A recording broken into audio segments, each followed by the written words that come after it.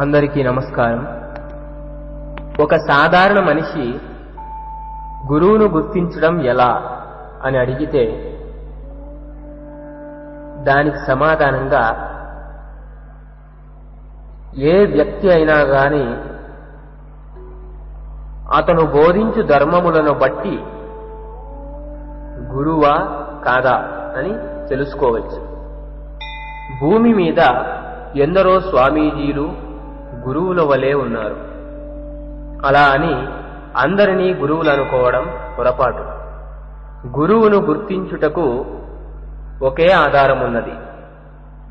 ఎవడైతే గురువో అతను కేవలం ఆత్మధర్మములనే బోధించుచుండును.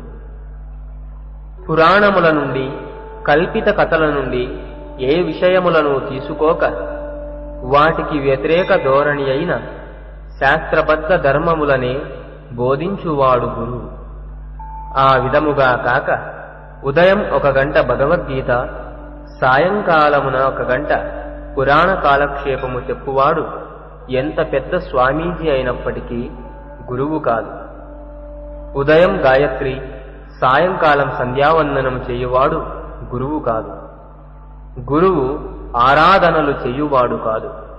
ముఖ్యముగా ఎచట అడుగంటి పోయిన అనగా ఎవరికీ తెలియకుండా పోయిన ధర్మములు తిరిగి తెలియబడుచున్నవో అచటనే గురువు ఉన్నాడని గ్రహించవలెను.